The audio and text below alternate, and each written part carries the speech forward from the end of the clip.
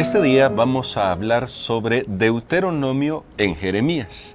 Sí, el profeta Jeremías, el que escribió ese libro, que es un libro muy impresionante porque a Jeremías le tocó vivir justo en los albores del cumplimiento de las profecías que se hicieron sobre el pueblo de Israel respecto a qué pasaría si desobedecían las condiciones del pacto. Pero ya vamos a entrar en materia al respecto. Hoy vamos a pedir la dirección de Dios para que nos ayude a comprender por qué es importante que nosotros, que estamos más cerca de la segunda venida de Jesús, también escuchemos las palabras que Jeremías retomó de Deuteronomio. Vamos a orar. Querido Padre, hoy necesitamos de ti, necesitamos de tu ayuda, porque aunque tal vez no nos demos cuenta, estemos en la misma situación que le pasó al pueblo de Israel en el tiempo de Jeremías. Venimos ante ti a suplicar tu sabiduría en el nombre de Cristo Jesús. Amén. Para este día, Pastor Dani Perla, la lección nos lleva al profeta Jeremías. Hay que destacar que Jeremías inició su ministerio con el rey Josías. Digamos, el rey Josías estaba ya en su gobierno, ya llevaba varios años como rey, y Jeremías comenzaba su oficio profético. Seguramente por ahí comenzaba su oficio profético. Y en ese tiempo también es bastante interesante que Jeremías comienza a ver la amenaza de Babilonia hacia Judá, y esto creo que lo llevó a estudiar el libro de Deuteronomio, que se había encontrado, eso ya lo descubrimos el día domingo, que finalmente se había encontrado, y a ver cómo se estaba cumpliendo todo esto. Y en Deuteronomio capítulo 4, que lo hemos leído varias veces ya a lo largo del trimestre hasta esta semana 11, en Deuteronomio capítulo 4 aparece esa mención: cuando ustedes ya hayan crecido, se hayan multiplicado, se van a olvidar de esto y van a ir al exilio, pero del exilio los voy a recoger. Así que, pastor, en este punto de la historia, en el punto de Jeremías, para comenzar con esta pregunta, ¿cómo habrá impactado el libro de Jeremías, en el libro de Deuteronomio en Jeremías, quiero decir, al ver que se estaban cumpliendo estas cosas que estaban profetizadas desde antes y que de alguna manera afectaban su oficio profético personal? Así es, podemos decir lo que usted mencionaba, que Jeremías y Josías fueron contemporáneos. Sí. Así que desarrollaron, uno como rey, el otro como profeta, desarrollaron sus ministerios en la misma época. Y el hecho de que en el reinado de Josías se haya encontrado el libro de Deuteronomio, las palabras de la ley, es interesante que la reforma que Josías llevó a cabo fue tan profunda que cuando la gente preguntaba, ¿y por qué el rey Josías está mandando a hacer esto? ¿Por qué dice esto? Entonces la respuesta era, es que encontró en el libro de Deuteronomio que en el rollo, como se le llamara en ese tiempo, encontró que Dios había dicho esto, encontró esto otro. Y entonces Jeremías, que ya andaba también en esa misma época, también comienza a escuchar esas palabras y en sus escritos Jeremías toma de esas palabras de Deuteronomio. Y aquí, antes de saber qué palabras son, porque hemos estado mencionando pues que Jeremías toma, pero hay palabras bien puntuales que se sabe que fueron extraídas de ahí porque eran los únicos escritos que las tenían.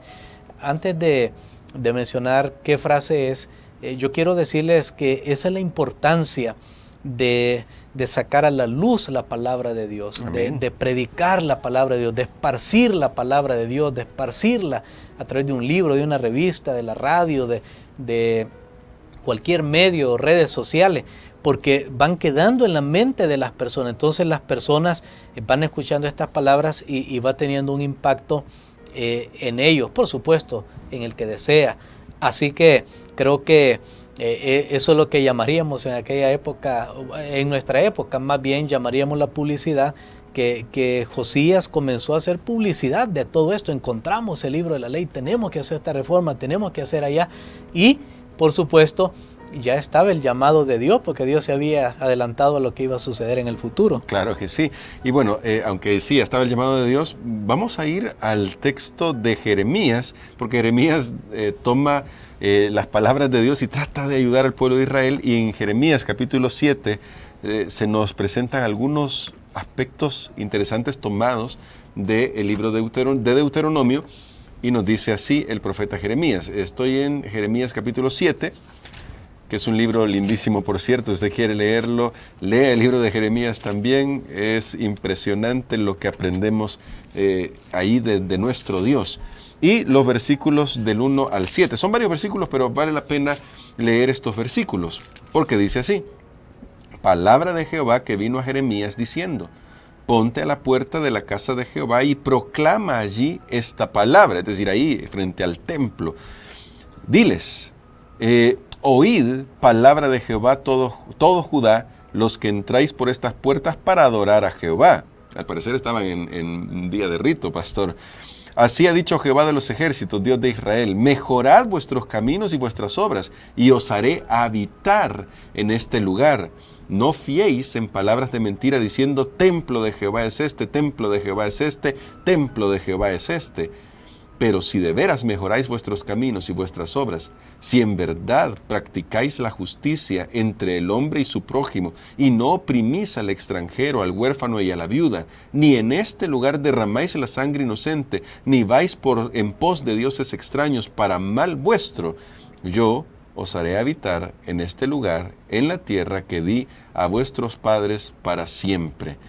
Pastor, las palabras de Deuteronomio, que solamente lo citábamos, 4, versos 32 al 39, decía que si iban en pos de otros dioses, iban a ser exiliados de la tierra donde estaban. Y aquí Jeremías dice: pero si ustedes adoran de verdad a Dios, no tienen por qué ser exiliados, van a quedarse aquí en la tierra que Dios juró a sus padres.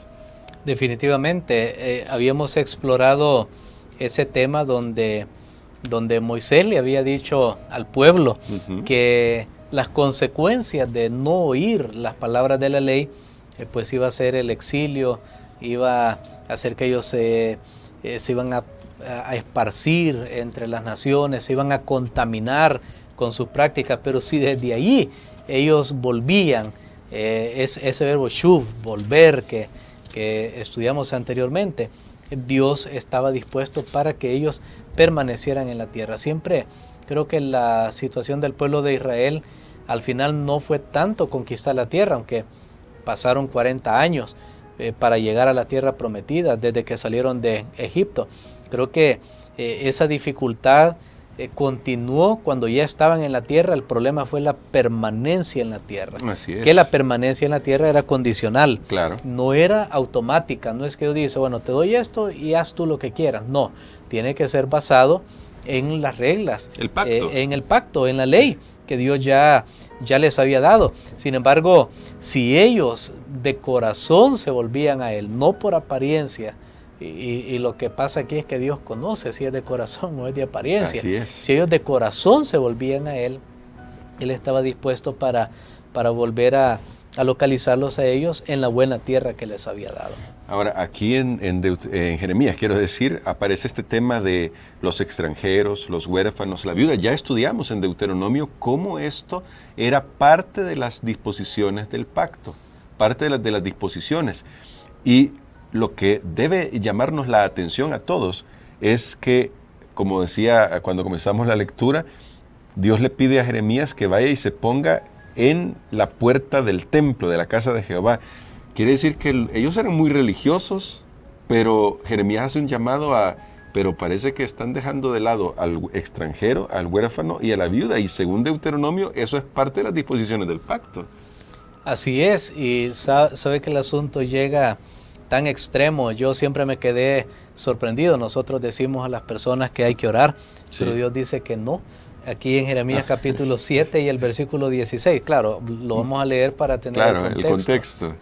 Dice aquí, tú pues no ores por este pueblo, no eleves por ellos clamor ni oración, ni me ruegues, porque no te oiré. Tremendo. Sí, porque me recordé de esto porque ellos eran personas que iban al templo y decían al profeta que orara por ellos, pero Dios viene y le dice, mira, no ores por este pueblo, Wow.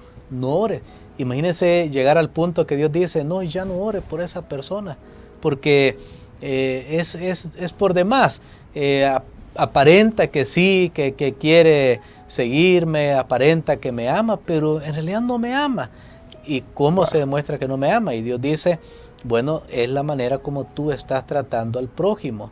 El pueblo se habían vuelto rapaces unos contra otros. Wow. Y eso para Dios era algo muy ofensivo en una época donde no había seguro social, donde no habían muchas garantías o ninguna tal vez.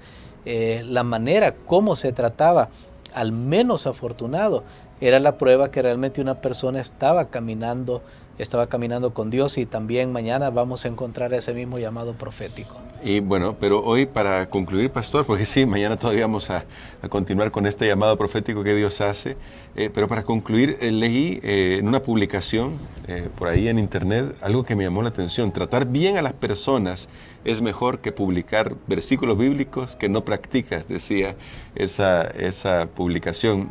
La verdad, es doloroso, podríamos decirlo, porque a veces podemos estar compartiendo muchas cosas en Facebook, en Twitter, ahí en Instagram, hay mensajes bonitos y todo, pero ¿qué principio está ahí para nosotros del siglo XXI? Que tal vez podemos decir, bueno, pero yo estoy tratando de hacer algunas cosas bien porque estoy publicando todos los enlaces que salen de la radio, por ejemplo, estoy publicando mensajes bonitos, pero ¿y si no estamos tratando bien a las personas hoy, pastor? El principio que tenemos ahí es de la obediencia. Creo que es el gran principio unificador. No bastan las palabras, no bastan las intenciones, tenemos que actuar, tenemos que obedecer. Y obedecer lleva a la acción en todos los sentidos, tanto hacia Dios como también hacia nuestro prójimo. Vamos a invitarles para orar. Padre que estás en los cielos, te agradecemos, Señor, por esta lección. Te agradecemos por la oportunidad de regresar, porque tú has dicho que si lo hacemos de corazón, si realmente sentimos nuestra necesidad de ti, tú oirás desde los cielos y vas a cumplir todas tus promesas en nuestras vidas. Gracias porque nos das esa esperanza que siempre hay un camino de vuelta. Amén. Ayúdanos para seguirlo cuando estemos en necesidad. Lo pedimos en el nombre de Jesús. Amén.